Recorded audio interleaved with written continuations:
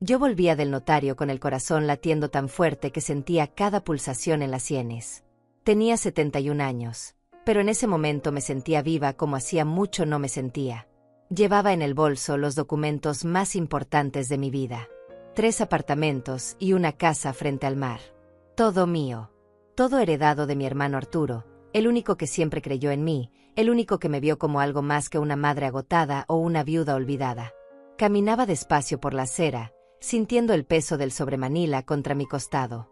No podía dejar de sonreír. Pensaba en cómo se lo diría a César, mi hijo. Pensaba en la cara que pondría Lucía, mi nuera. Imaginaba sus abrazos, su sorpresa, tal vez hasta lágrimas de alegría. Después de tantos años viviendo ajustada, contando cada moneda, negándome pequeños lujos para no ser una carga, finalmente tenía algo que ofrecerles. Algo grande. Algo que cambiaría nuestras vidas. El sol de la tarde me calentaba la espalda mientras subía los escalones de la entrada. La casa olía a café recién hecho. Escuché voces en la sala. César y Lucía estaban ahí. Perfecto. No tendría que esperar para contarles. Podría soltar la noticia ahí mismo, ver sus rostros iluminarse, sentir que todo el sacrificio de estos años había valido la pena. Pero entonces, justo cuando iba a girar la manija de la puerta que daba a la sala, escuché mi nombre. La voz de Lucía. Firme, clara, sin el tono dulce que siempre usaba conmigo. Me detuve. No sé por qué lo hice. Tal vez fue instinto. Tal vez fue ese sexto sentido que las mujeres desarrollamos después de décadas de leer entre líneas, de entender lo que no se dice. Me quedé ahí, del otro lado de la puerta entreabierta, conteniendo la respiración. Lo que escuché después me atravesó como un cuchillo. Lucía hablaba con esa voz suya de negocios, esa que yo solo había escuchado cuando hablaba por teléfono con sus amigas o con su madre. Nunca conmigo. Conmigo siempre era miel y paciencia fingida. Ya hablé con el doctor Muñoz, dijo. Me confirmó que con 2 evaluaciones más podemos conseguir el certificado. Dice que es fácil. A su edad, cualquier olvido se puede documentar como deterioro cognitivo.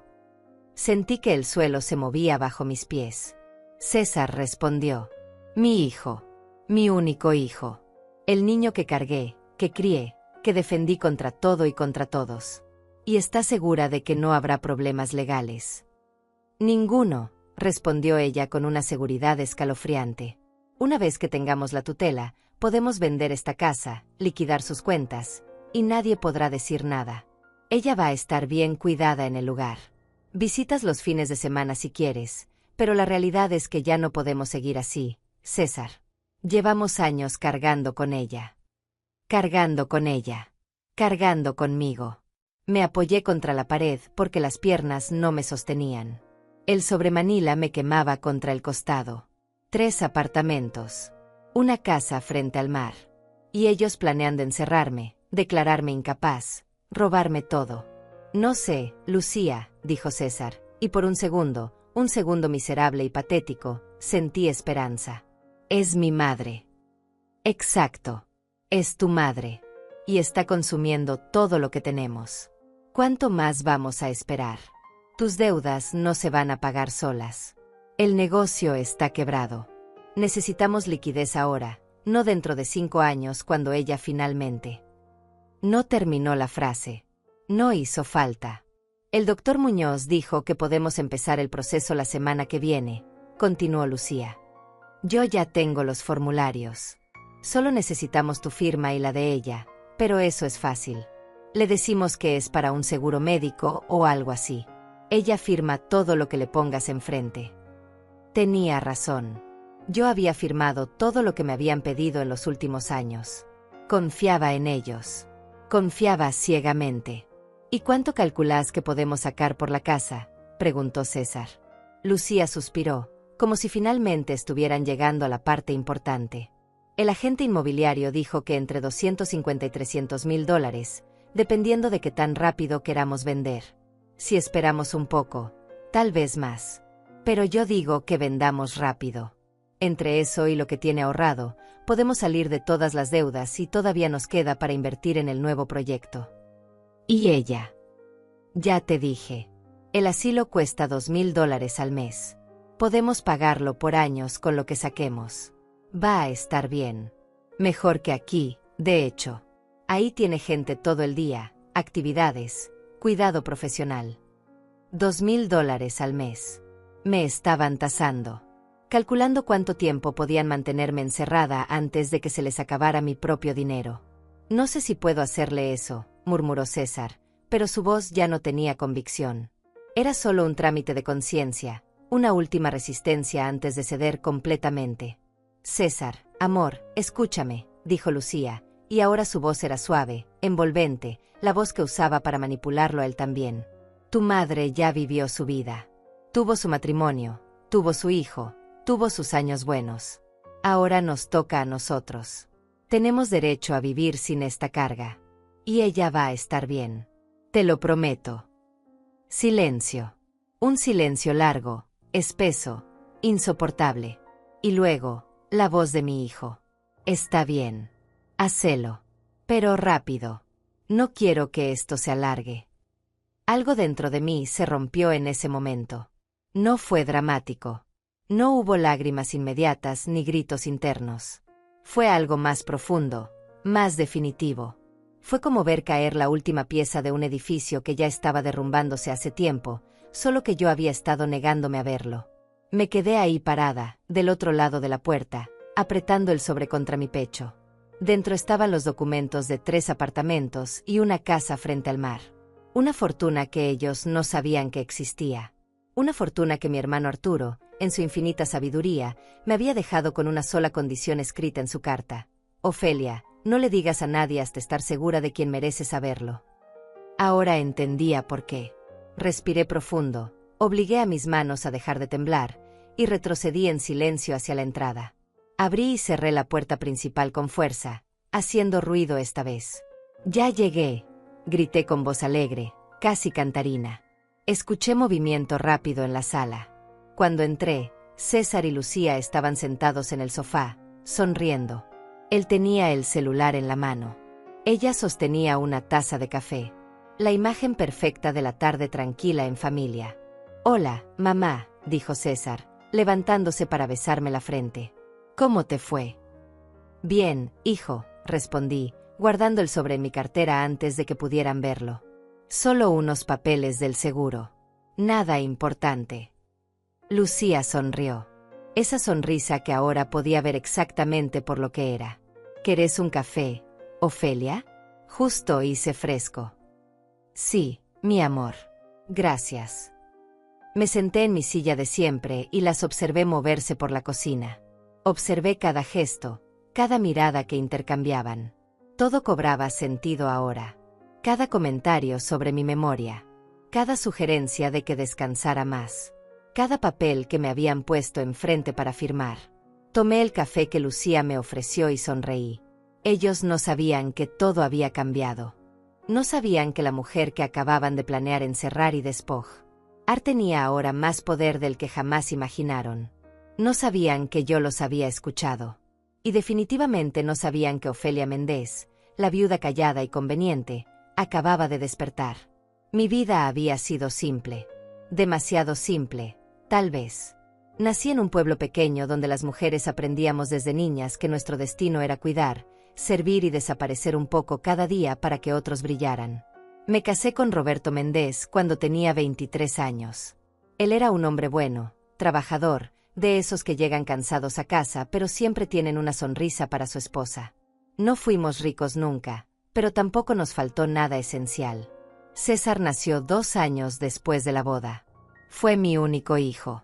Tuve 2 embarazos perdidos antes de él y uno después, así que cuando finalmente se quedó, lo cuidé como si fuera de cristal.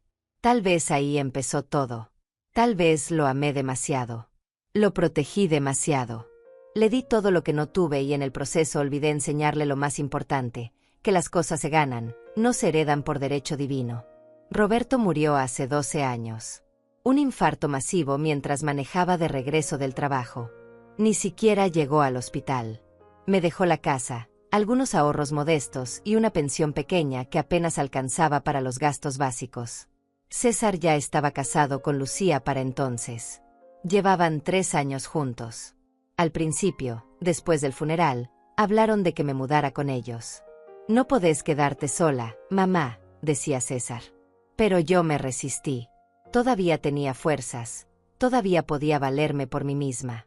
Todavía tenía mi casa, mi espacio, mis rutinas. Durante 5 años viví así, visitándolos los domingos, recibiendo sus llamadas corteses a mitad de semana. Pero las cosas cambiaron cuando César perdió su trabajo. Nunca me dijeron exactamente qué pasó. Algo sobre recortes en la empresa, reestructuración, las mentiras amables que se dicen cuando alguien es despedido. Lucía trabajaba, pero su sueldo no alcanzaba para mantener el estilo de vida al que se habían acostumbrado. El apartamento caro en la zona nueva de la ciudad. El auto último modelo. Las salidas a restaurantes los fines de semana. Fue entonces cuando las visitas se hicieron más frecuentes. Y las conversaciones, más específicas.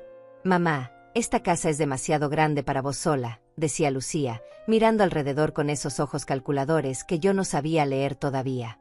¿No te sentís sola aquí? Estoy bien, respondía yo. Y era verdad. Me gustaba mi soledad. Me gustaban mis plantas en el jardín, mis programas de televisión por la noche, mi café de la mañana en el porche. Pero pensá en lo práctico, insistía César. Si te pasara algo, si te cayeras, si te sintieras mal en la madrugada, nadie se daría cuenta hasta horas después. Tenían razón en eso, supongo. La vejez trae esos miedos. Esa sensación de fragilidad que antes no existía.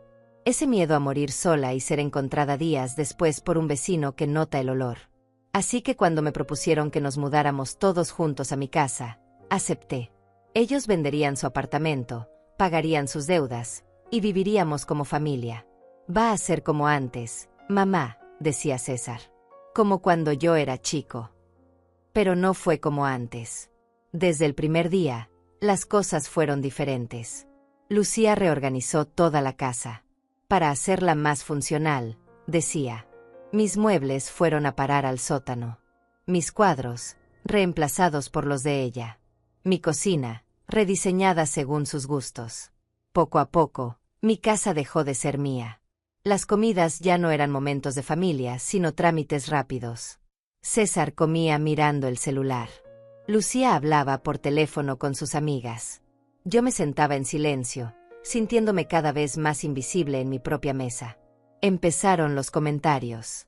Pequeños al principio, casi imperceptibles. Ofelia, ¿ya le pusiste sal a esto? Porque parece que lo hiciste 2 veces. Mamá, ¿te acordás que me pediste que comprara leche? Compramos 3 cartones esta semana porque seguís pidiendo. Ofelia, dejaste la llave de agua abierta otra vez. Hay que tener más cuidado. Cada comentario era una semilla de duda plantada en mi cabeza. ¿Estaba olvidando cosas? ¿Estaba perdiendo la memoria? Empecé a cuestionarme, a anotarlo todo, a revisar 2 veces cada cosa que hacía. Y mientras yo me encogía, ellos crecían. César pasaba horas encerrado en lo que antes era el cuarto de costura de Roberto, ahora convertido en su oficina. Hablaba de negocios nuevos, de inversiones, de oportunidades. Pero yo nunca vi dinero entrar. Solo vi cómo mis ahorros empezaban a desaparecer. Mamá, necesito que me prestes $2,000, decía César. Es para el negocio. Te los devuelvo el mes que viene. Nunca me los devolvió. Ofelia, ¿podés ayudarnos con el pago de la luz este mes? Estamos un poco ajustados. Pedí a Lucía con esa voz suave que yo ahora sé que era pura manipulación. Siempre ayudaba. Siempre decía que sí. Porque era mi hijo. Porque eran mi familia. Porque las madres se sacrifican, ¿no? Eso nos enseñaron. Mi pensión de $1,200 al mes se esfumaba en 3 semanas. Los $30,000 que Roberto me había dejado se convirtieron en 20, luego en 15, luego en 8. Yo llevaba la cuenta en un cuaderno escondido en mi habitación, sumando cada préstamo que nunca se devolvía, cada ayuda que se convertía en obligación. Pero me decía a mí misma que estaba bien. Que para eso era la familia. Que César estaba pasando por un momento difícil y yo tenía que apoyarlo como siempre lo había hecho. Lucía era más sutil pero más constante.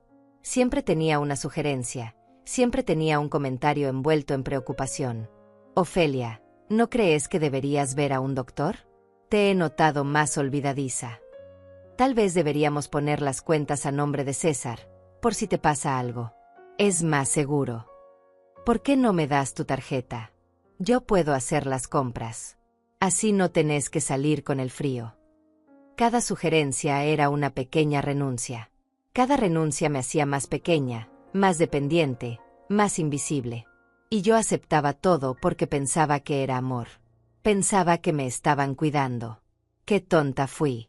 Mis amigas empezaron a desaparecer de mi vida. No porque yo quisiera, sino porque cada vez que planeaba verlas, había algo más importante. Mamá, hoy necesito que te quedes porque viene el técnico del internet. Ofelia, mejor no salgas hoy, está lloviendo y te podés resfriar. Hasta que dejaron de llamar. Hasta que yo misma dejé de intentarlo. Me convencí de que a mi edad ya no necesitaba amigas. Que mi familia era suficiente.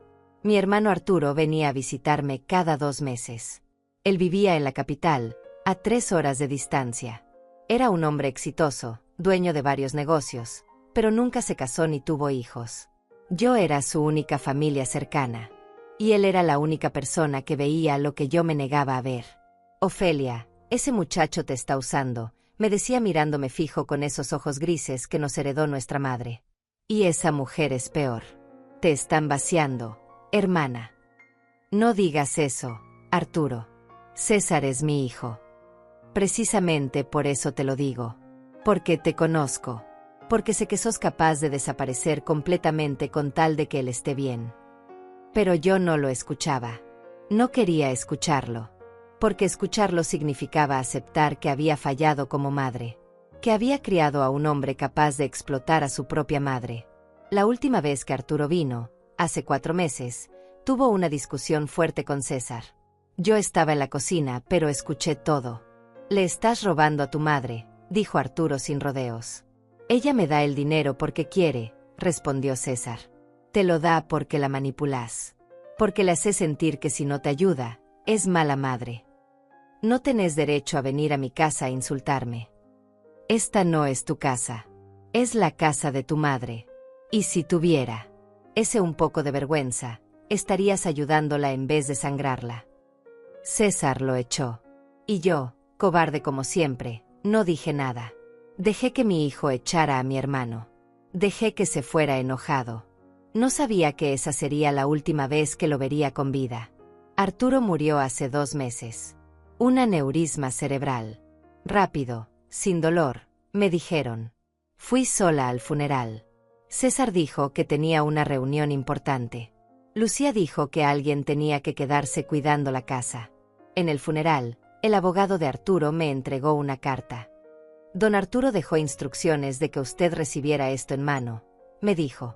La carta de Arturo me quemaba en las manos mientras volvía del funeral. Era un sobre blanco, grueso, sellado con cera roja como en las películas antiguas. En la parte frontal, con la letra inclinada y firme de mi hermano, decía simplemente, para Ofelia. Leer a solas. Esperé hasta la noche. César y Lucía habían salido a cenar con unos amigos.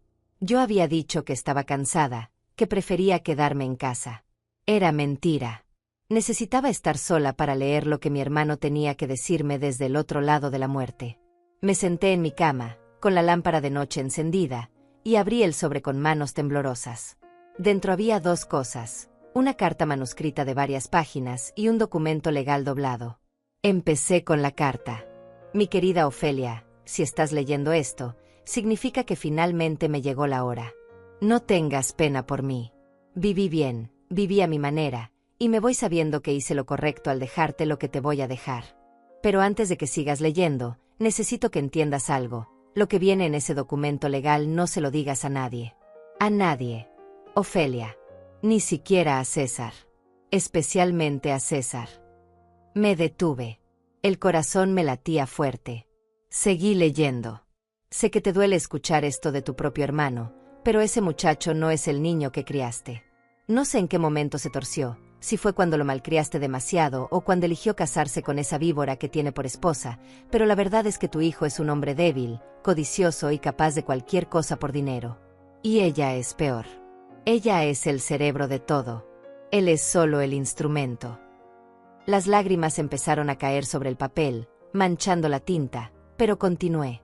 Durante estos últimos años te he visto desaparecer poco a poco. Cada vez que venía a visitarte, eras un poco más pequeña, un poco más callada, un poco más ausente. Y ellos dos crecían en tu espacio como maleza. Te he visto darles dinero que no tenías, firmar papeles que no entendías, renunciar a cosas que eran tuyas por derecho. Y lo peor es que te he visto convencerte a ti misma de que eso era amor. Me llevé la mano a la boca para ahogar un sollozo. Pero amor no es lo que te están dando, hermana. Amor es lo que tú les das a ellos, sin recibir nada a cambio excepto migajas de atención y montañas de manipulación. Yo traté de abrirte los ojos. Dios sabe que lo intenté. Pero sos terca, Ofelia. Siempre lo fuiste. Así que decidí hacer algo diferente. Decidí protegerte incluso de ti misma. Desdoblé el documento legal con manos temblorosas. Era un testamento. El testamento de Arturo. Y mientras lo leía, el mundo se detuvo. Mi hermano me había dejado todo. 3 apartamentos en la zona más exclusiva de la ciudad, cada uno valuado en aproximadamente $150,000. Y una casa frente al mar en la costa sur, una propiedad que él había comprado hace 10 años y que según el documento valía alrededor de $300,000. En total, casi $800,000 en propiedades. Tuve que leer 3 veces para creerlo. Arturo no tenía hijos, nunca se había casado, y yo era su única heredera. Todo era mío. Volví a la carta con las manos temblando tanto que apenas podía sostener el papel. Esos bienes son tuyos y de nadie más. He dejado instrucciones muy claras con mi abogado, el licenciado Manuel Aranda. Él se va a poner en contacto contigo para organizar la transferencia de las propiedades. Pero Ofelia, escúchame bien. No le digas nada a César ni a Lucía hasta que estés completamente segura de que no van a intentar quitártelo. Y créeme, lo van a intentar. Mi hermano me conocía demasiado bien. Sé que tu primer instinto va a ser compartirlo con ellos. Vas a querer contarles, ayudarlos, darles una parte porque así sos vos. Pero te lo suplico, hermana, no lo hagas. No todavía. Obsérvalos primero.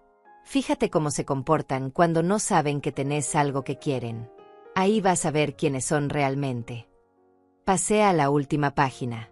He vivido 73 años en este mundo, Ofelia, y he conocido a mucha gente. Gente buena y gente mala. Y te puedo asegurar que tu nuera es de las peores. Esa mujer no te quiere. Nunca te quiso. Vos sos un medio para un fin. Y el fin es todo lo que pueda sacar de vos. César es débil, lo maneja ella. Si le contás de la herencia, en menos de una semana van a estar presionándote para que les des todo. Van a inventar urgencias, crisis, enfermedades.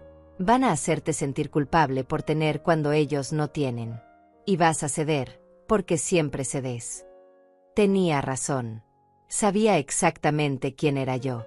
Así que te pido esto, hermana querida, sé egoísta por una vez en tu vida. Guarda este secreto. Protege lo que es tuyo. Y si en algún momento sentís que estás en peligro, que te están manipulando demasiado o forzando a hacer cosas que no querés, llama al licenciado Aranda. Él tiene instrucciones de ayudarte. Le he pagado por adelantado para que te represente y proteja tus intereses, sin que vos tengas que gastar un centavo. La carta terminaba con una despedida simple pero demoledora. Te quise siempre, Ofelia. Fuiste la mejor hermana que un hombre podía pedir. Ahora te toca ser buena con vos misma. No dejes que te destruyan. No les des ese poder.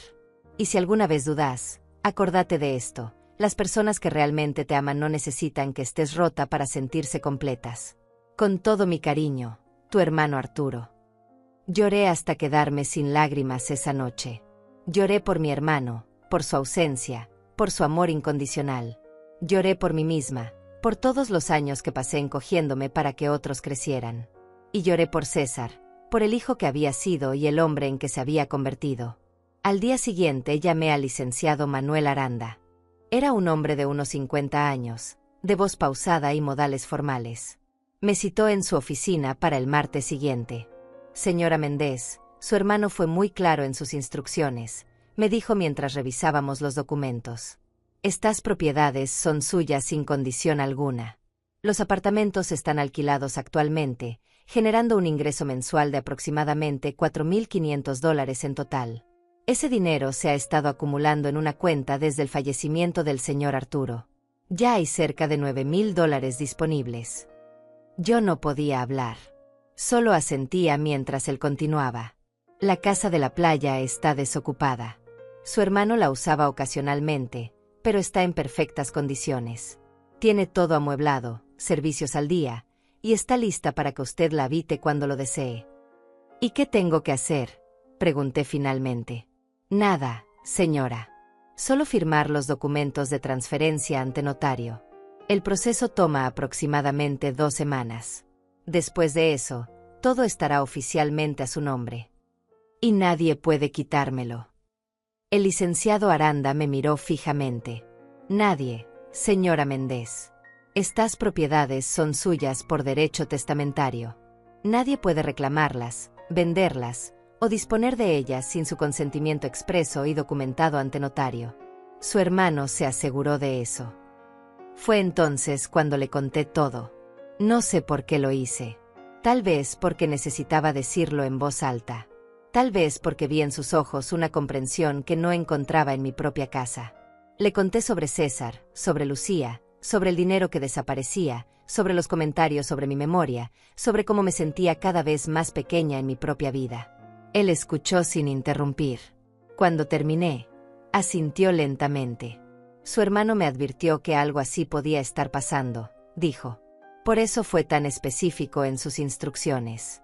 Señora Méndez, yo no puedo decirle qué hacer con su familia.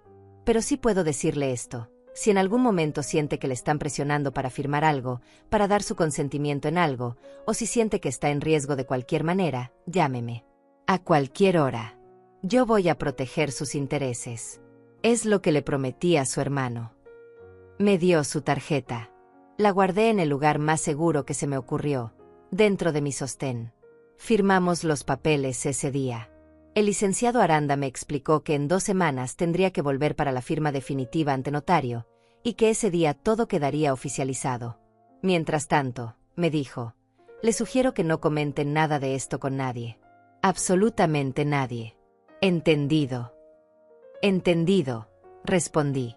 Pero mientras manejaba de regreso a casa, con los documentos preliminares en mi cartera, no pude evitar sentir una emoción que no había sentido en años. Era algo parecido a la esperanza. Era algo parecido al poder.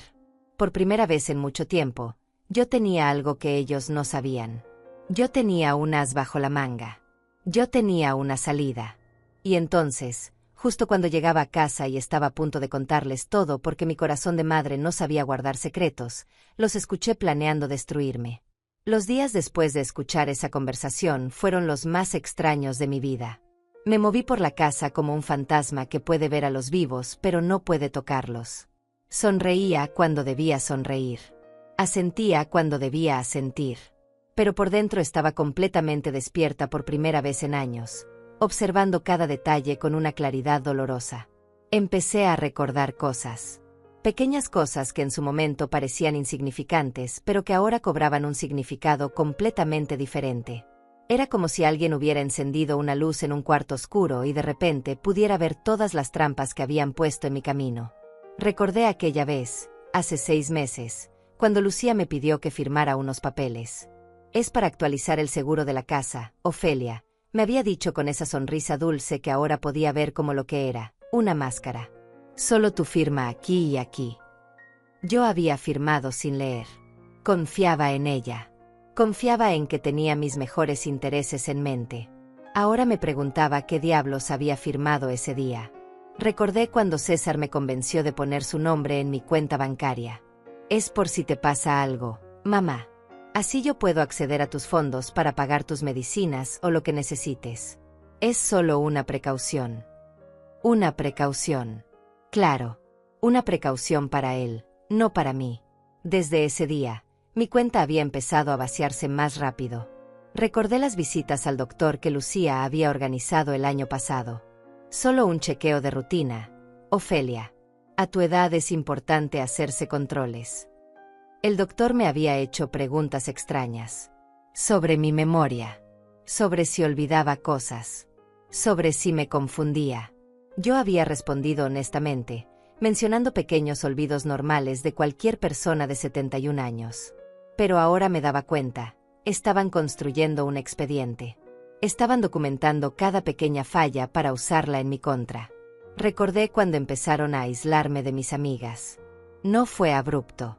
Fue gradual, casi imperceptible. Primero fue Carmen, mi amiga de toda la vida. Habíamos quedado para almorzar un martes. Yo estaba lista, esperando en la sala, cuando Lucía llegó con cara preocupada. Ofelia, Carmen llamó. Dice que tiene que cancelar. Al parecer su hija está enferma. Yo le creí. Le mandé un mensaje a Carmen deseándole lo mejor. Ella respondió confundida. ¿De qué hablas, Ofelia? Yo te esperé en el restaurante por 2 horas. ¿Te olvidaste de nuestra cita? Cuando le mostré el mensaje a Lucía, ella negó haberme dicho nada. Tal vez te confundiste, Ofelia. Tal vez soñaste que te lo dije. Y yo, Dios me perdone, empecé a dudar de mí misma. Empecé a pensar que tal vez sí me había confundido. Después fue Laura. Luego Hortensia. Una por una, mis amigas fueron desapareciendo de mi vida, cada vez con una excusa diferente, cada vez dejándome más aislada, más dependiente de César y Lucía. Recordé el día que quise ir sola al banco. Lucía insistió en acompañarme. Es que la zona está peligrosa, Ofelia. No quiero que te pase nada. En el banco, ella habló por mí. Ella hizo las transacciones. Yo solo firmé donde me indicaron. El cajero ni siquiera me miró a los ojos. Para él, yo era una anciana invisible y mi nuera era quien realmente importaba. Recordé las conversaciones donde César mencionaba sus deudas. Nunca directamente. Siempre en conversaciones con Lucía que yo casualmente escuchaba. No sé cómo vamos a pagar esto. Los acreedores se están presionando. Si no conseguimos el dinero pronto, vamos a perder todo. Y yo, predecible como el amanecer, siempre ofrecía ayuda. Tengo algo ahorrado, hijo. Podemos usar eso. Ahora me daba cuenta, esas conversaciones no eran casuales. Yo estaba destinada a escucharlas. Era teatro diseñado para manipular mi culpa de madre, para hacerme sentir que si no los rescataba, sería responsable de su ruina. Recordé cuando empezaron a comentar sobre casas de retiro. No lo llamaban así, por supuesto. Lo llamaban comunidades para personas mayores o residencias asistidas. Lucía dejaba folletos coloridos sobre la mesa del comedor. Mira qué lindo, Ofelia. Tienen actividades, enfermeras las 24 horas, gente de tu edad. No estaría sola. Lo decía como si fuera un regalo, como si me estuvieran ofreciendo vacaciones permanentes. César apoyaba la idea con comentarios sutiles. Acá te aburrís, mamá. En esos lugares tendrías con quién hablar, cosas que hacer. Lo que realmente querían decir era, en esos lugares estarías fuera del camino y nosotros tendríamos tu casa. Recordé la semana pasada, cuando Lucía me preparó un té especial. Es para que duermas mejor, Ofelia. Últimamente te veo cansada. Yo tomé ese té sin sospechar nada. Esa noche dormí casi 12 horas seguidas. Al día siguiente estaba aturdida, confundida. Lucía aprovechó para hacer comentarios. ¿Ves? Así estás últimamente. Desorientada. Tal vez deberíamos hablar con el doctor. Ahora me preguntaba qué diablos me había puesto en ese té. Todos estos recuerdos me golpeaban como olas. Cada uno era una pequeña traición. Y todas juntas formaban un plan meticuloso para vaciarme, declararme incapaz y quedarse con todo lo que era mío. Pero ellos no sabían 3 cosas fundamentales. Primero, yo los había escuchado. Sabía exactamente lo que planeaban hacer. Segundo, yo tenía propiedades por valor de casi $800,000 que ellos ni siquiera sabían que existían. Tercero, Ofelia Méndez acababa de despertar. Y una mujer de 71 años que sobrevivió a la pobreza, a la viudez, a la soledad y a años de manipulación silenciosa, es mucho más fuerte de lo que cualquiera podría imaginar. Esa noche, mientras ellos dormían, saqué un cuaderno viejo del cajón de mi mesita de noche. Era un cuaderno que Roberto me había regalado hace años, con tapas de cuero gastado. Nunca lo había usado. Ahora tenía el propósito perfecto. En la primera página escribí, Diario de Defensa de Ofelia Méndez. Y empecé a anotar todo.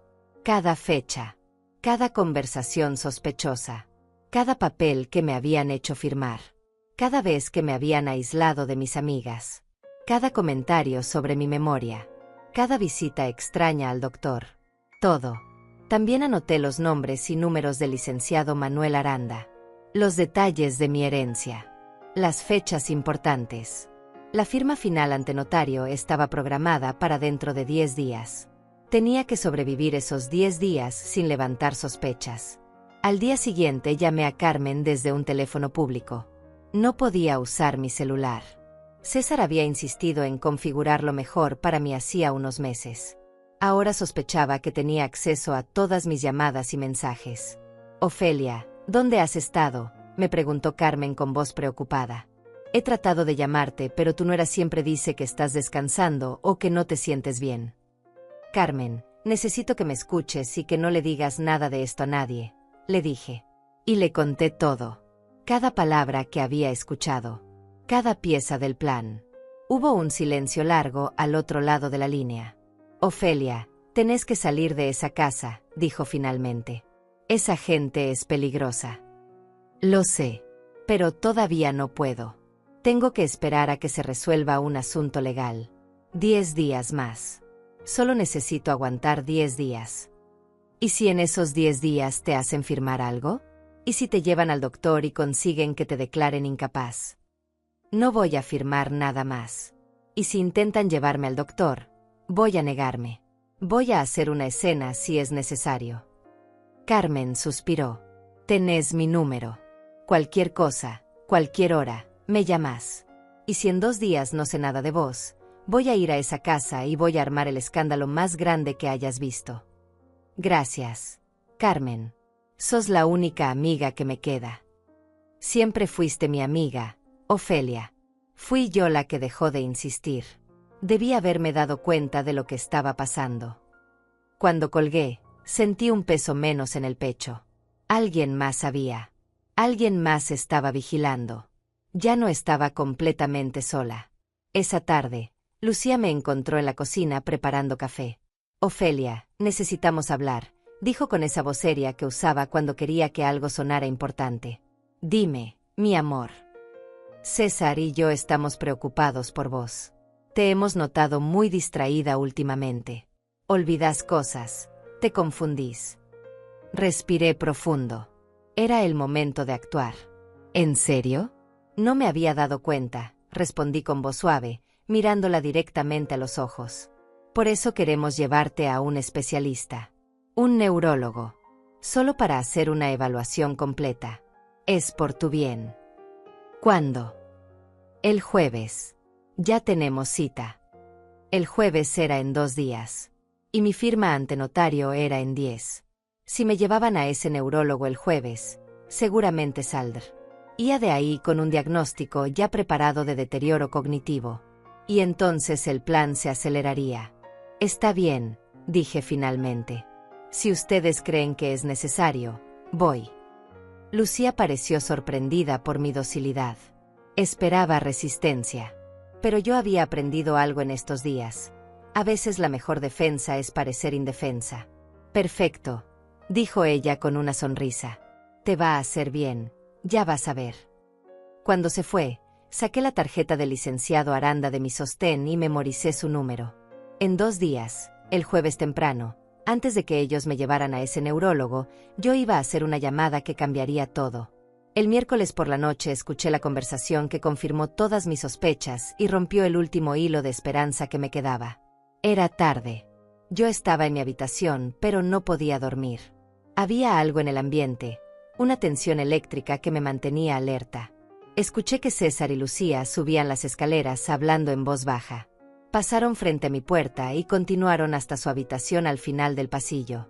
Me levanté descalza y caminé en silencio hasta quedarme cerca de su puerta. Estaba entreabierta. Podía escuchar cada palabra con claridad cristalina. Mañana es el día, decía Lucía con voz decidida. El doctor Muñoz ya tiene todo listo.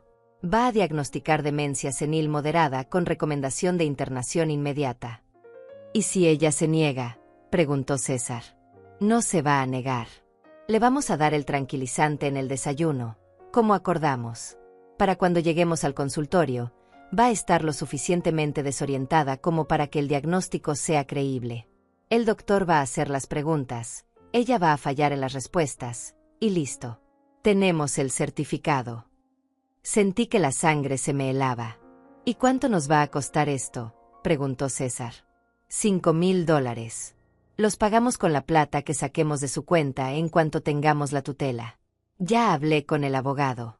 Una vez que tengamos el certificado médico y tu firma como hijo único, podemos tramitar la tutela en menos de una semana. Después viene lo bueno. ¿Cuánto calculás que podemos conseguir con todo? Lucía hizo una pausa. Imaginé que estaba haciendo cuentas mentalmente. La casa vale fácil $300,000. Tal vez más si esperamos un poco, pero yo digo que vendamos rápido. Ella tiene como $6,000 todavía en la cuenta. La pensión son $1,200 al mes. Si la internamos, esa pensión pasa a nosotros como tutores. El asilo cuesta $2,000 mensuales, pero con lo que saquemos por la casa podemos pagarle 3 años ahí dentro y todavía nos quedan como $250,000 limpios para nosotros. $250,000, repitió César, y en su voz había algo que me partió el alma. Era alivio. Era felicidad. Mi propio hijo estaba feliz pensando en encerrarme y robarme. Con eso pagamos todas las deudas, invertimos en el nuevo negocio, y finalmente podemos vivir como merecemos, continuó Lucía, sin tener que cuidar a una vieja que cada día está más inútil. ¿Y si alguien hace preguntas? ¿Si alguna de sus amigas se mete? Lucía se rió. Fue una risa fría, calculadora. ¿Qué amigas? Las alejamos a todas hace meses. No tiene a nadie. Su hermano está muerto. No hay parientes cercanos. Somos todo lo que tiene. Y cuando esté internada, nosotros controlamos quién la visita y quién no. Si alguien pregunta, mostramos el certificado médico y explicamos que lamentablemente su condición empeoró y necesitaba cuidados profesionales. Punto. Suena demasiado fácil. Es porque es fácil, César. Tu madre es una mujer vieja, sola, sin recursos reales. Nadie va a hacer preguntas. Nadie va a investigar. Este tipo de cosas pasan todos los días. Familias que internan a sus ancianos porque ya no pueden cuidarlos. Es perfectamente normal. Hubo un silencio. Luego la voz de César, más baja. A veces me siento mal por esto. No seas débil ahora, dijo Lucía con dureza. Ella tuvo su vida. Tuvo su matrimonio, su juventud. Todo. Ahora nos toca a nosotros. Y además, vamos a pagarle un buen lugar. No la estamos dejando en la calle. Va a tener comida, cama, enfermeras. Va a estar bien. Supongo que sí. No supongas. Sabes que sí. Y sabes que no tenemos otra opción. Tus deudas son de $80,000, César. 80,000. Si no pagamos pronto, van a venir por nosotros. ¿Querés que perdamos todo? ¿Querés que terminemos en la calle mientras ella sigue aquí sentada sobre esta casa que vale una fortuna? No. Entonces mañana nos levantamos temprano, le damos el medicamento, la llevamos al doctor, conseguimos el certificado y empezamos el proceso. En un mes, todo esto va a ser un mal recuerdo y vamos a estar viviendo la vida que merecemos. Escuché movimiento dentro de la habitación. Me alejé rápidamente y regresé a mi cuarto sin hacer ruido. Cerré la puerta y me senté en la cama temblando de pies a cabeza. $80,000 de deudas. Mi hijo tenía $80,000 de deudas que yo no conocía. Y estaba dispuesto a destruirme para pagarlas. El tranquilizante en el desayuno. El doctor comprado. El diagnóstico falso. La internación inmediata. Todo estaba planeado al detalle. Miré el reloj. Eran las 11 de la noche. Mi cita con el notario era en 9 días. Pero ellos planeaban llevarme al doctor mañana. Si me drogaban, si conseguían ese certificado, todo estaría perdido. No importaría que tuviera propiedades valoradas en $800,000 si me declaraban incapaz. César, como hijo único, se convertiría en mi tutor legal. Y un tutor tiene acceso a todo. Tenía que actuar ya. No podía esperar 9 días más. Saqué la tarjeta del licenciado Aranda de mi sostén. Marqué su número desde mi celular. Era tarde, pero él me había dicho que lo llamara a cualquier hora si estaba en peligro. Contestó al cuarto timbre. Voz dormida pero alerta. Licenciado Aranda, soy Ofelia Méndez. Perdone la hora, pero estoy en peligro. Mañana me van a drogar y llevar a un médico comprado para conseguir un certificado de demencia. Necesito su ayuda. Hubo una pausa breve. Luego su voz, completamente despierta. Señora Méndez, escúcheme con atención.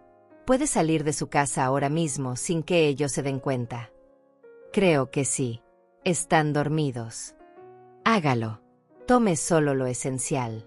Documentos de identidad, sus tarjetas, algo de ropa. Nada más. Salga por la puerta principal y camine 2 cuadras hasta la avenida. Ahí tome un taxi y dígale que la lleve al Hotel Central, en el centro de la ciudad.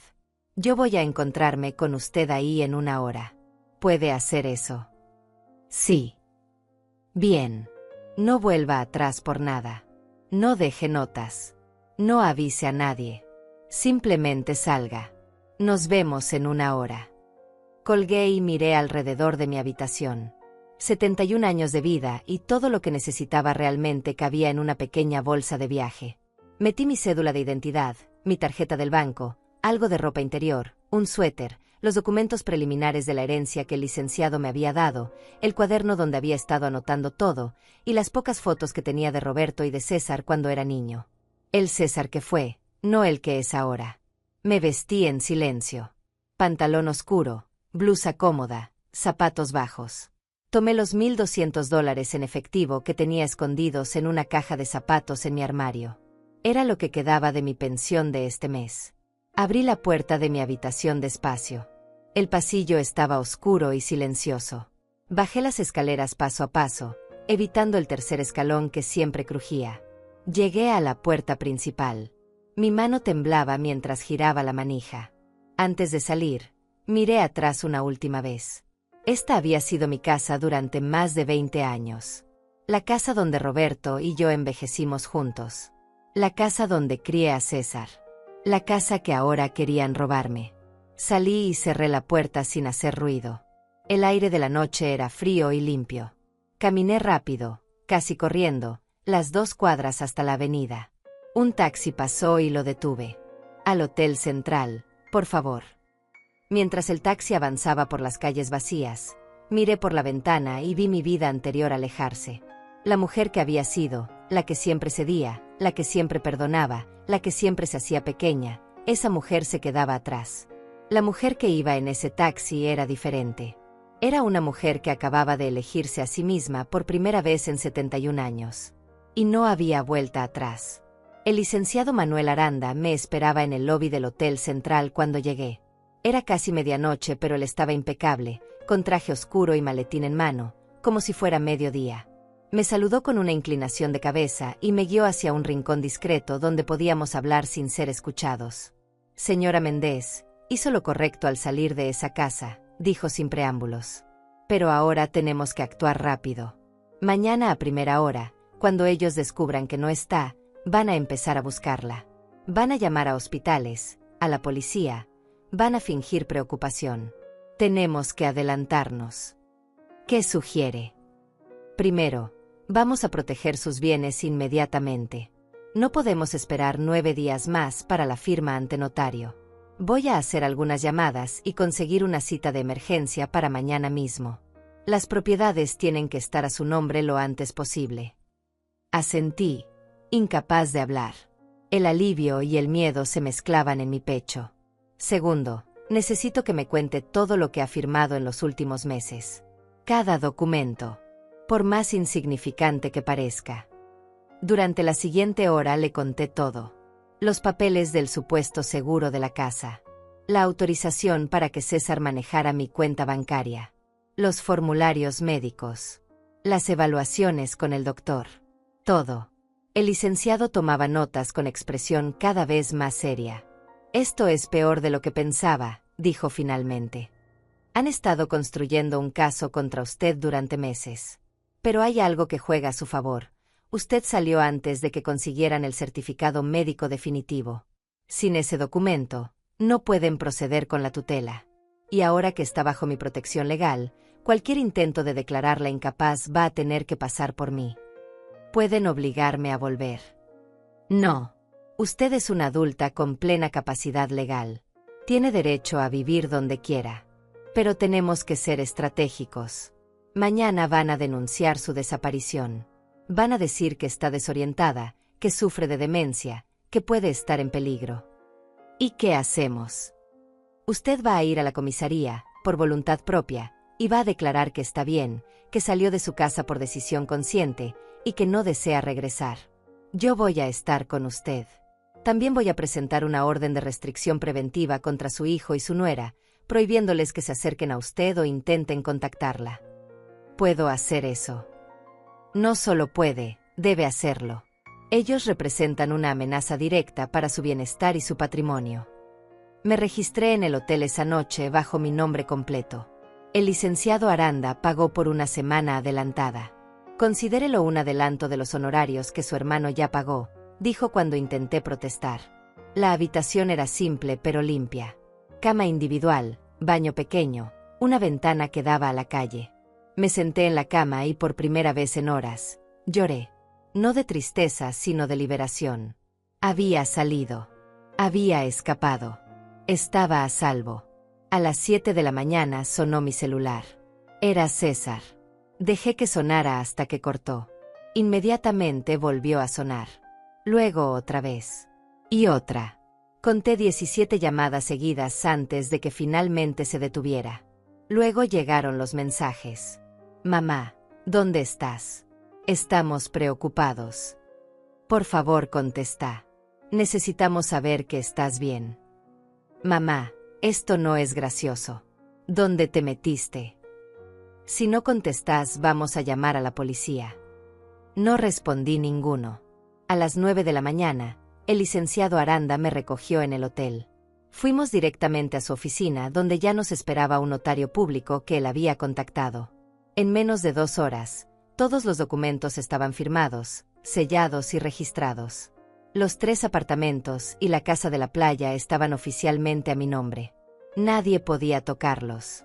Nadie podía venderlos. Eran míos y solo míos. Ahora viene la parte importante, dijo el licenciado. Vamos a ir a la comisaría y usted va a hacer una declaración oficial. En la comisaría, una oficial mujer nos atendió. Se llamaba Joana Gallás y tenía una mirada directa que me hizo sentir segura. Le conté todo. Cada detalle del plan que había escuchado. Las drogas que planeaban darme. El médico comprado. La internación forzada. Todo. Ella escuchó sin interrumpir, tomando notas. Cuando terminé, se quedó mirándome largo rato. Señora Méndez, ¿está usted declarando bajo juramento que su hijo y su nuera planeaban drogarla y conseguir un diagnóstico médico falso para declararla incapaz y apropiarse de sus bienes? Sí. ¿Y está usted en pleno uso de sus facultades mentales en este momento? Completamente. ¿Desea regresar a su casa? No, nunca. La oficial asintió y continuó escribiendo. Luego miró al licenciado Aranda. Ustedes van a proceder legalmente. Vamos a solicitar una orden de restricción y estamos evaluando presentar cargos criminales por intento de fraude y abuso de adulto mayor, respondió él. Bien. La declaración de la señora quedará registrada. Si su familia viene a denunciar su desaparición, les informaremos que está bien y que no desea contacto. Algo más. Eso es todo por ahora. Gracias, oficial. Cuando salimos de la comisaría, me sentía más fuerte. Cada paso que daba me alejaba de la víctima que había sido y me acercaba a la mujer que necesitaba ser. ¿Y ahora qué?, pregunté. Ahora esperamos, dijo el licenciado. Ellos van a intentar encontrarla. Van a llamar a hospitales. Tal vez contraten un investigador privado. Pero usted está protegida legalmente. Y mientras tanto, Vamos a organizar sus finanzas. Durante los siguientes días, el licenciado Aranda se convirtió en algo más que mi abogado. Se convirtió en mi aliado, mi protector, la única persona en quien podía confiar completamente. Me ayudó a abrir una cuenta bancaria nueva en un banco diferente. Transferimos todos mis fondos ahí, lejos del alcance de César. Me explicó cómo funcionaban los ingresos de los apartamentos alquilados. $4,500 mensuales que ahora entraban directamente a mi cuenta. Más mi pensión de $1,200. Casi $6,000 al mes. Yo, que había vivido con migajas durante años, ahora tenía más dinero del que necesitaba. ¿Qué hago con tanto?, le pregunté. Vive, señora Méndez. Simplemente vive. También me ayudó a contactar a Carmen. Ella lloró cuando escuchó mi voz. Ofelia, gracias a Dios. Estaba a punto de ir a tu casa a buscarte. Estoy bien, Carmen. Estoy a salvo. Y tengo mucho que contarte. Quedamos en vernos en un café al día siguiente. Cuando llegué, ella ya estaba ahí, esperándome con lágrimas en los ojos. Nos abrazamos largo rato. Mira lo que te hicieron, dijo tocando mi cara como si verificara que era real. Te tenían prisionera en tu propia casa. Ya no, respondí. Ya no estoy ahí. Y nunca voy a volver. Le conté todo. La herencia. El plan. Mi escape. Las propiedades. Todo. Carmen escuchaba con los ojos cada vez más grandes. $800,000, susurró. Ofelia, sos rica. No me siento rica. Me siento libre. ¿Qué es mejor? ¿Y ellos saben algo? Nada. Y no van a saber hasta que yo decida contarles. Si es que alguna vez lo hago. Mi celular sonó. Era otro mensaje de César. El número 50 y algo desde que me había ido. Ya no los contaba. Mamá, por favor. Solo queremos saber que estás bien. No tenés que volver si no querés. Solo habla con nosotros. Le mostré el mensaje a Carmen. No le creas, dijo ella inmediatamente. Es manipulación. Quieren ubicarte. Lo sé. Borré el mensaje sin responder. Luego, por primera vez, bloqueé el número de César. Y el de Lucía. Si querían comunicarse conmigo, tendrían que hacerlo a través del licenciado Aranda. Esa noche, sola en mi habitación de hotel, me miré al espejo. La mujer que me devolvía la mirada era diferente a la que había visto hace una semana. Más delgada tal vez. Más cansada definitivamente. Pero en sus ojos había algo que no estaba antes. Había determinación. Había fuerza. Había vida. Ofelia Méndez había despertado. Y no pensaba volver a dormirse nunca más. La primera semana después de mi escape fue extraña. Me despertaba cada mañana en esa habitación de hotel sin saber por un segundo dónde estaba. Luego la memoria regresaba como un golpe. Había dejado mi casa, había dejado a mi hijo, había elegido salvarme. El licenciado Aranda me llamaba todos los días. Me mantenía informada de cada movimiento que César y Lucía hacían para encontrarme. Presentaron una denuncia de persona extraviada, me dijo el tercer día. Alegaron que usted sufre de demencia y que puede estar desorientada y en peligro. La policía les informó que usted ya había hecho una declaración voluntaria y que está bien. No les dieron más información. ¿Y qué dijeron? Su hijo insistió. Quiso hablar con superiores. Amenazó con conseguir abogados. Pero la oficial Gallás fue muy clara. Usted es una adulta con capacidad legal plena y tiene derecho a su privacidad. Ellos no tienen ningún derecho a saber dónde está. Creen que voy a volver. Probablemente. O al menos esperan cansarla lo suficiente como para que baje la guardia. Tenía razón. Los intentos de contacto se intensificaron. Como tenían bloqueados mis números, empezaron a usar otros métodos. Llamaron al hotel. La recepcionista me informó que un hombre que decía ser mi hijo había preguntado por mí. Ella, siguiendo las instrucciones del licenciado Aranda, negó que yo estuviera ahí. Contactaron a Carmen. Ella me llamó inmediatamente. Ofelia, tu nuera acaba de llamarme. Me dijo que estás enferma, que te fuiste confundida, que necesitan encontrarte para llevarte al doctor. Le dije que no sabía nada de vos. Gracias, Carmen. También dijo algo raro. Dijo que cuando te encuentren, van a asegurarse de que recibas el tratamiento adecuado. Lo dijo con una voz que me dio escalofríos. El tratamiento adecuado. Internación. Drogas. Control total. No van a encontrarme, le aseguré. Estoy protegida. Pero por las noches, sola en esa habitación de hotel, el miedo me visitaba. ¿Y si me encontraban? ¿Y si conseguían engañar a algún juez? ¿Y si lograban declararme incapaz de alguna manera? El licenciado Aranda notó mi ansiedad. Señora Méndez, creo que es momento de que se mude a un lugar más permanente, me dijo una tarde. El hotel está bien temporalmente, pero usted necesita un hogar. ¿Dónde? La casa de la playa. La que le dejó su hermano. Está lista para habitarse. Tiene muebles, servicios, todo. Y lo más importante, está a 4 horas de distancia de aquí. Su hijo no sabe que existe. Puede empezar de nuevo ahí, en paz. La idea me aterraba y me emocionaba al mismo tiempo. Empezar de nuevo a los 71 años. ¿Vivir sola en una casa frente al mar era posible?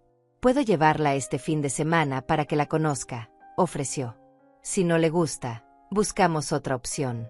Pero creo que le va a gustar. El sábado por la mañana, el licenciado Aranda pasó a recogerme. Manejamos durante 4 horas por una carretera costera hermosa.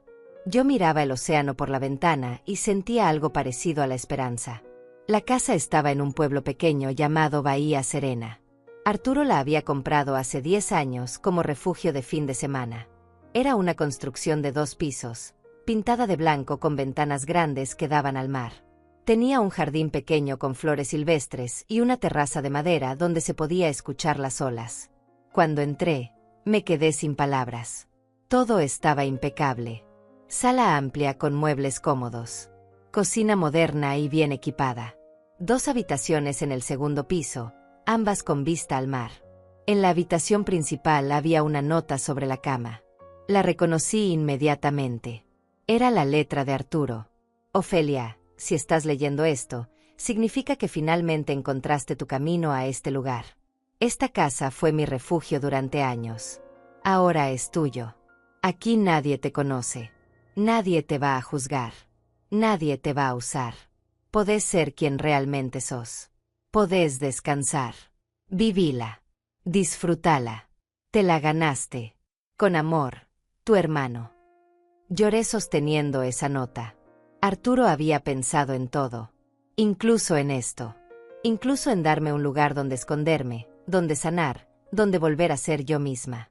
¿Qué piensa?, preguntó el licenciado Aranda desde la puerta. Pienso que mi hermano era más sabio de lo que yo creía. ¿Se muda? Sí. Regresamos a la ciudad esa tarde. Durante la semana siguiente, el licenciado me ayudó a organizar todo. Contraté una empresa de mudanzas pequeña para traer las pocas cosas que necesitaba. Ropa nueva, algunos libros, elementos básicos para la casa.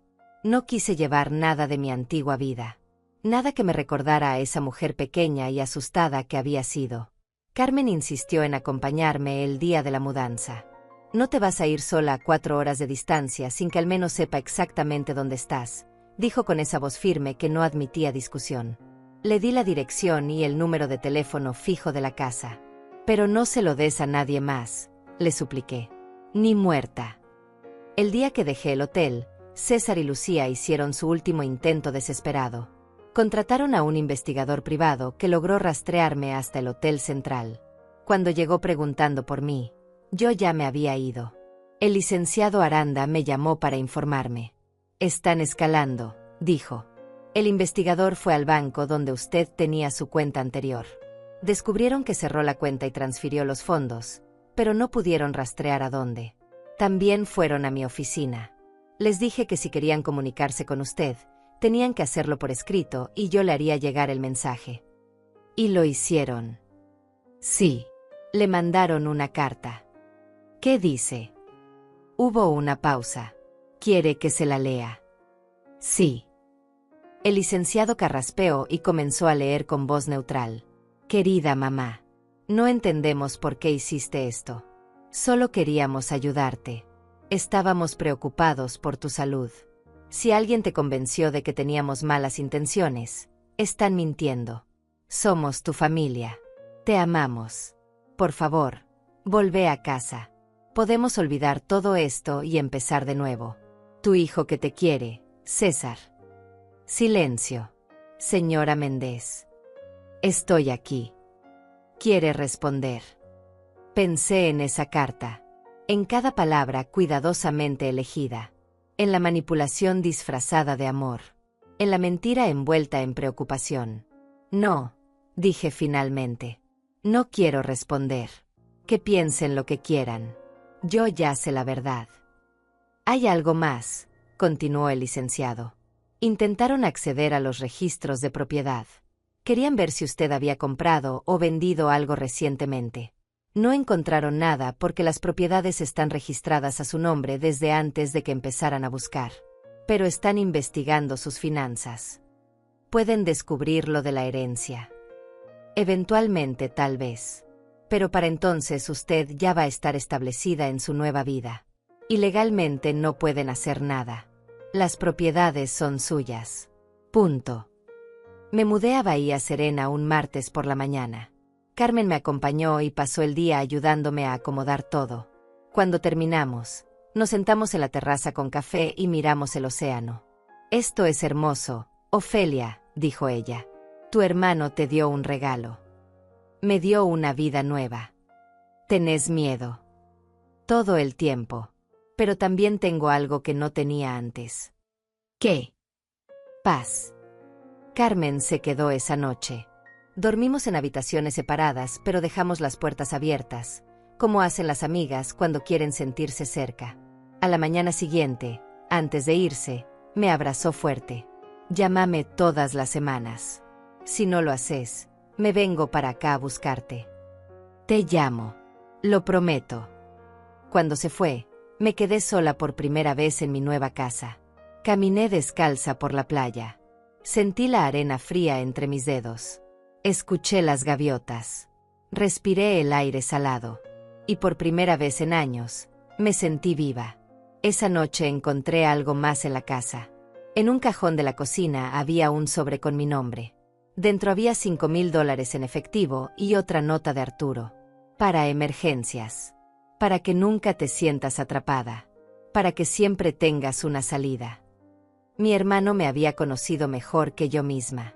Había anticipado cada necesidad, cada miedo, cada momento de duda. Guardé el dinero en un lugar seguro y guardé la nota en mi corazón. Pasaron 3 semanas en Bahía Serena y yo empecé a entender lo que significaba vivir sin miedo. Me despertaba cuando mi cuerpo quería despertar, no cuando alguien necesitaba algo de mí. Desayunaba en la terraza mirando el mar. Caminaba por la playa todas las tardes. Leía libros que había querido leer durante años, pero nunca tuve tiempo. El pueblo era pequeño y tranquilo. La gente me saludaba sin hacer preguntas. Era simplemente la señora que vivía en la Casa Blanca frente al mar. Nadie sabía mi historia. Nadie me juzgaba. Nadie esperaba nada de mí. Pero la paz no dura cuando hay asuntos sin resolver. El licenciado Aranda me llamó un miércoles por la tarde. Señora Méndez, necesito informarle algo importante. Su hijo y su nuera acaban de presentar una demanda legal. Están solicitando que un juez revise su capacidad mental y les otorgue la tutela sobre usted y sus bienes. Sentí que el estómago se me hundía. Pueden hacer eso. Pueden intentarlo. Pero tienen un problema. Usted ya hizo una declaración oficial ante la policía. Tiene representación legal. Ha demostrado capacidad para manejar sus asuntos. Y lo más importante, yo tengo la conversación que usted escuchó documentada en su diario. Eso es suficiente. No sé si es suficiente, pero es fuerte. Sin embargo, hay algo más que necesito decirle. El juez ha ordenado una evaluación psiquiátrica independiente. Usted va a tener que presentarse ante un especialista que determinará si tiene capacidad legal plena. ¿Y si dicen que no la tengo? Entonces tendríamos que apelar. Pero no va a llegar a eso. Usted está completamente lúcida. Cualquier psiquiatra imparcial lo va a confirmar. ¿Cuándo? En 2 semanas. La evaluación es en la capital. Yo voy a estar con usted todo el tiempo. Esas 2 semanas fueron las más largas de mi vida. Cada noche me acostaba preguntándome si un desconocido podría decidir que yo no era capaz de controlar mi propia vida. Me imaginaba escenarios terribles. César y Lucía ganando la tutela, vendiéndolo todo, encerrándome en ese asilo mientras se quedaban con mi dinero. Carmen me llamaba todos los días para darme ánimo. Sos la mujer más cuerda que conozco, Ofelia. No tengas miedo. No es miedo a estar loca. Es miedo a que un sistema corrupto les crea a ellos en lugar de creerme a mí. Por eso tenés un buen abogado. Por eso tenés pruebas. Por eso vas a ganar. El día de la evaluación, el licenciado Aranda pasó a recogerme temprano. Manejamos las 4 horas hasta la capital en silencio. Yo repasaba mentalmente todo lo que había vivido, preparándome para contarlo con claridad. La clínica psiquiátrica era un edificio moderno en el centro de la ciudad. El doctor que me evaluaría se llamaba Alfredo Treviño. Era un hombre de unos 60 años, de voz suave y mirada atenta. Señora Méndez, voy a hacerle algunas preguntas, dijo. No hay respuestas correctas o incorrectas. Solo quiero conocerla y entender su situación. Durante 3 horas me hizo preguntas. Sobre mi vida, mi memoria, mis decisiones recientes, mis relaciones familiares. Le conté todo. Desde el principio hasta el final. No omití nada. Le hablé de los años de manipulación, de la conversación que escuché, del plan para drogarme, de mi escape. Él escuchaba sin juzgar, tomando notas ocasionales. ¿Por qué cree que su hijo haría algo así?, preguntó en un momento. Porque tiene $80,000 de deudas que no puede pagar. Porque está casado con una mujer que lo manipula. Porque en algún momento dejó de verme como su madre y empezó a verme como un obstáculo entre él y el dinero. ¿Y cómo se siente usted con respecto a eso? Pensé largo rato antes de responder. Destrozada, traicionada, pero también liberada. Porque finalmente vi la verdad. Y la verdad, por dolorosa que sea, es mejor que la mentira. Al final de la evaluación, el doctor Treviño me miró fijamente. Señora Méndez, usted es una de las personas más lúcidas que he evaluado en mucho tiempo. Lo que vivió fue abuso financiero y emocional sistemático. El hecho de que haya podido reconocerlo y actuar para protegerse demuestra exactamente lo opuesto a lo que su familia está alegando. Sentí que las lágrimas empezaban a acumularse en mis ojos. Entonces, mi reporte va a ser muy claro.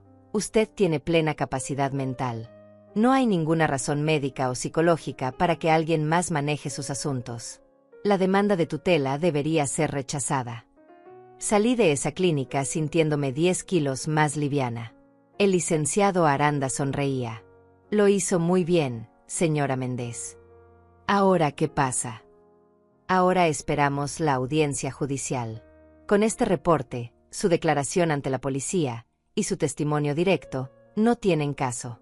Van a perder. La audiencia fue programada para 3 semanas después. El licenciado Aranda me preparó para cada posible escenario. Me explicó qué preguntas me harían, cómo responder, cómo mantener la calma aunque viera a César y a Lucía. Van a intentar provocarla emocionalmente, me advirtió. Van a hacerse las víctimas. Van a llorar. Van a decir que solo querían ayudarla. No se deje engañar. No lo haré. El día de la audiencia llegó. Me vestí con dignidad. Pantalón oscuro, blusa blanca, el collar de perlas que Roberto me había regalado para nuestro aniversario número 20. Me miré al espejo y vi a una mujer fuerte mirándome de vuelta. Llegamos temprano al juzgado. El licenciado Aranda me guió hasta la sala de audiencias. Y ahí, del otro lado del pasillo, estaban ellos. César había envejecido. Tenía ojeras profundas y había perdido peso. Lucía estaba impecable como siempre, con un vestido conservador y maquillaje discreto. La imagen perfecta de la nuera preocupada. Cuando nuestras miradas se cruzaron, César me miró con una mezcla de sorpresa y algo que podría haber sido vergüenza. Lucía me miró con odio puro. «Mamá», dijo César dando un paso hacia mí. El licenciado Aranda se interpuso inmediatamente. «Señor Méndez, hay una orden que prohíbe el contacto directo». Por favor, mantenga su distancia. Solo quiero hablar con mi madre. Puede hacerlo en la audiencia, bajo supervisión del juez. Entramos a la sala. El juez era una mujer de unos 50 años, de expresión seria. Se llamaba Laura Muñoz y tenía reputación de ser justa pero estricta. El abogado de César y Lucía presentó su caso primero. Hablaron de mi edad, de supuestos olvidos, de mi comportamiento errático al abandonar mi casa sin aviso. Presentaron testimonios del doctor que iban a usar para drogarme, quien declaró que yo mostraba signos de deterioro cognitivo. Presentaron los papeles que me habían hecho firmar como evidencia de mi confusión. Era todo teatro, todo mentira, pero estaba bien construido. Luego fue mi turno. El licenciado Aranda presentó el reporte del doctor Treviño. Presentó mi declaración ante la policía. Presentó mi diario donde había documentado cada conversación sospechosa, cada manipulación, cada señal de abuso. Y luego me llamó a testificar. Me senté frente al juez y conté mi historia. Con voz clara y firme. Sin lágrimas. Sin drama. Solo los hechos. Escuché a mi hijo y a mi nuera planear drogarme, conseguir un diagnóstico falso, internarme en un asilo y vender mi casa para pagar las deudas de él. No era confusión. No era paranoia. Era la verdad. Y tuve que escapar para salvar mi vida y mi libertad. Cuando terminé, el juez se dirigió a César. Señor Méndez, es cierto que tiene $80,000 en deudas. César tartamudeó. Su abogado intentó intervenir, pero el juez lo silenció con la mano. Responda la pregunta. Sí, su señoría. Pero eso no tiene nada que ver con mi preocupación por mi madre. Y es cierto que planeaba vender la casa de su madre para pagar esas deudas. Nosotros pensamos que ella estaría mejor en un lugar donde recibiera cuidados profesionales. Eso no responde mi pregunta. Planeaba vender la casa. Era una opción que estábamos considerando. El juez escribió algo en sus notas. Luego me miró a mí. Señora Méndez, ¿desea tener algún tipo de contacto con su hijo? No, su señoría. ¿Y se siente capaz de manejar sus propios asuntos? Completamente. La juez cerró la carpeta. La demanda de tutela es rechazada. La señora Ofelia Méndez tiene plena capacidad legal. La orden de restricción permanece vigente. Caso cerrado. César y Lucía salieron furiosos. No me miraron. No dijeron nada. Simplemente se fueron. Yo salí del juzgado con el licenciado Aranda y respiré profundo. Había ganado. Había protegido mi libertad. Había cerrado esa puerta para siempre. Han pasado 6 meses desde la audiencia. 6 meses desde que gané mi libertad definitivamente. 6 meses viviendo en esta casa frente al mar que mi hermano me dejó. La vida en Bahía Serena es simple y hermosa. Me despierto con el sonido de las olas. Desayuno en la terraza. Camino por la playa cada tarde, sintiendo la arena bajo mis pies y el viento en mi cara. He conocido a los vecinos. Gente amable que me invita a tomar café, que me cuenta historias del pueblo, que no me pregunta sobre mi pasado porque entienden que todos tenemos derecho a empezar de nuevo. Carmen me visita una vez al mes. Nos sentamos en la terraza, tomamos vino, reímos como no reíamos en años. A veces llora cuando me mira. No puedo creer todo lo que pasaste, me dice. Y no puedo creer lo fuerte que sos. No soy fuerte. Solo estoy cansada de ser débil. Los 3 apartamentos que heredé siguen generando ingresos. $4,500 mensuales que se depositan en mi cuenta sin que yo tenga que hacer nada. Sumados a mi pensión, tengo más dinero del que jamás soñé tener. No lo gasto en lujos. Lo gasto en paz. En libros. En flores para mi jardín. En ocasionales viajes cortos con Carmen a pueblos cercanos. El licenciado Manuel Aranda se convirtió en algo más que mi abogado. Es mi amigo. Me llama cada 2 semanas para asegurarse de que esté bien. Me ayudó a escribir un testamento nuevo, claro y blindado. Cuando yo muera, todo irá a organizaciones de protección a adultos mayores y a refugios para víctimas de abuso familiar. César no recibirá ni un centavo. Esa fue mi decisión y la tomé en paz. De César y Lucía no he sabido nada directo. pero el licenciado me mantiene informada de lo que averigua. Después de perder la demanda de tutela, intentaron apelar. La apelación fue rechazada. Gastaron miles de dólares en abogados para nada. Las deudas de César crecieron. Tuvieron que vender su propio apartamento y mudarse a uno más pequeño en las afueras de la ciudad. Lucía consiguió un trabajo de oficina. César trabaja como vendedor en una tienda. Viven la vida que siempre les correspondió, una vida normal, sin lujos robados, sin herencias mal habidas. A veces me pregunto si César piensa en mí. Si se arrepiente. Si entiende lo que perdió no solo en dinero, sino en dignidad, en amor, en la posibilidad de tener una madre en sus últimos años. Probablemente me culpa. Probablemente le contó a todos que soy una vieja loca que lo abandonó, que lo desheredó sin razón, que lo traicionó. Y está bien. Que piense lo que quiera. Yo sé la verdad. Y la verdad es que yo no lo abandoné. Él me abandonó primero. Me abandonó cada vez que eligió el dinero sobre mí. Me abandonó cuando planeó drogarme y encerrarme. Me abandonó cuando dejó de verme como su madre y empezó a verme como un recurso que explotar. Hay momentos, lo confieso, en que siento tristeza. No por él, sino por el niño que fue.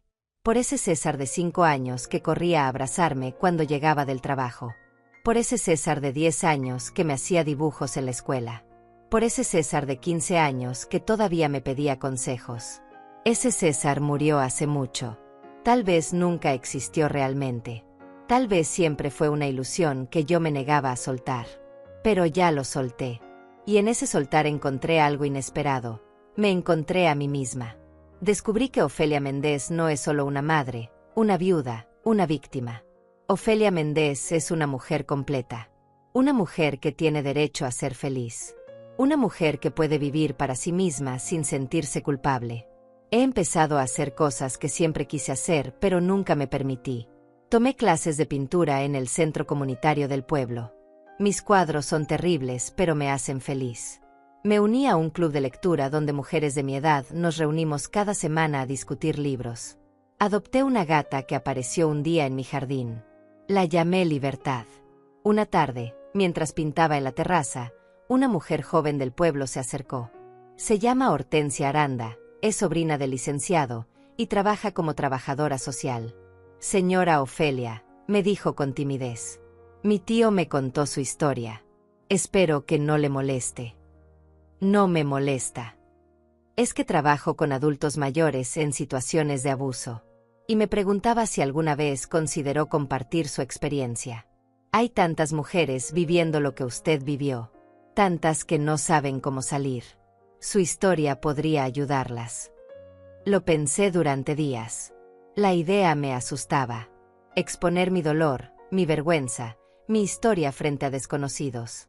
Pero luego recordé los años que pasé sintiéndome sola, creyendo que era la única, pensando que tal vez yo era el problema.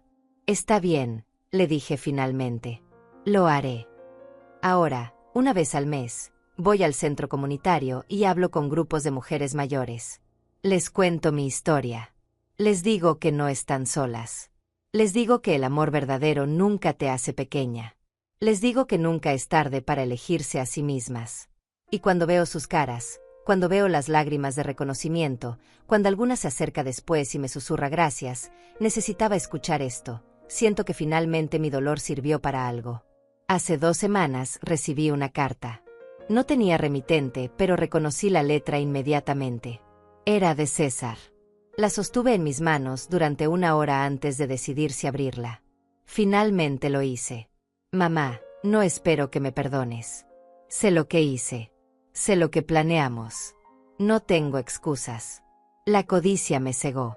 Lucía me manipuló, pero esa no es excusa. Yo tomé las decisiones. Yo te traicioné. Perdí mi casa, perdí mi estabilidad, pero sobre todo te perdí a vos. Y eso es lo que más me duele. No te pido que vuelvas. No te pido dinero. Solo quería que supieras que me arrepiento. Y que a pesar de todo, te sigo queriendo. Tu hijo, César. Leí esa carta 3 veces. Busqué en cada palabra señales de manipulación, de intenciones ocultas. Pero solo encontré tristeza. Tal vez era genuina. Tal vez no. Ya no importaba. Escribí una respuesta corta. César, recibí tu carta. El arrepentimiento es el primer paso hacia la redención, pero no borra lo que pasó. Te deseo bien en tu vida. Ojalá encuentres tu camino. Pero mi camino ya no incluye la posibilidad de que me lastimes de nuevo. Cuídate, mamá. La envié sin poner dirección de remitente. Fue mi cierre. Mi última palabra. Hoy cumplí 72 años. Carmen vino a visitarme y me trajo un pastel. Lo comimos en la terraza mientras el sol se ponía sobre el océano. ¿Sos feliz, Ofelia?, me preguntó. Pensé en todo el camino recorrido. En la mujer que era hace un año. En la mujer que soy ahora. En todo lo que perdí y todo lo que gané. Sí, respondí. Por primera vez en mucho tiempo, soy feliz. Y era verdad. No era una felicidad explosiva o dramática. Era una felicidad tranquila, profunda, construida sobre la base sólida de la dignidad recuperada. Esa noche, sola en mi casa, salí a la playa. Las estrellas brillaban sobre el mar oscuro. Me quité los zapatos y caminé hasta donde las olas mojaban mis pies. Pensé en Arturo, mi hermano, que tuvo la sabiduría de protegerme incluso después de su muerte. Pensé en Roberto, mi esposo, que me enseñó lo que era el amor real. Pensé en la mujer que fui y en la mujer que ahora soy. Y en voz baja, solo para mí y para el océano, dije las palabras que necesitaba decir. Gracias por salvarme. Gracias por no rendirte. Gracias por elegirte. El viento se llevó mis palabras hacia el mar. Y yo regresé a mi casa, a mi vida, a mi libertad. Esta es mi historia. La historia de una mujer que casi pierde todo, pero al final se ganó a sí misma. No es una historia de venganza. Es una historia de supervivencia, de dignidad, de justicia silenciosa. Y si hay alguien leyendo esto, alguien que está viviendo lo que yo viví, alguien que se siente pequeña e invisible y atrapada, quiero decirle esto. No estás sola. No estás loca. No es tu culpa. Y nunca, nunca es demasiado tarde para elegirte a ti misma. Tu vida te pertenece. Tu dignidad te pertenece. Tu libertad te pertenece. Y nadie, absolutamente nadie, tiene derecho a quitártela. Yo soy Ofelia Méndez. Tengo 72 años. Y finalmente, después de toda una vida, soy libre.